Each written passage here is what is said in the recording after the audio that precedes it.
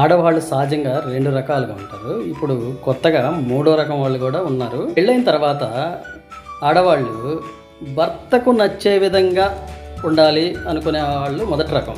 వీళ్ళు ఏం చేస్తారు, ఒక సిలబస్ ఉంటుంది, భర్త ఎలా అనేది ఒక పేజీయే ఉంటుంది వాడి జీవితం, అది చదివేస్తారు, వాళ్ళ జీవితం హాయిగా గడిపేస్తూ ఉంటారు.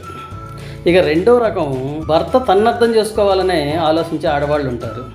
ఇక వీడికి సిలబస్ అనేది ఉంటుంది, అది గ్రంథాలయాలు ఉంటాయి, చదివినా అది జీవితం చివరిదాకా కూడా పూర్తవ్వదు, జీవితం అలా గడిచిపోతూ ఉంటుంది.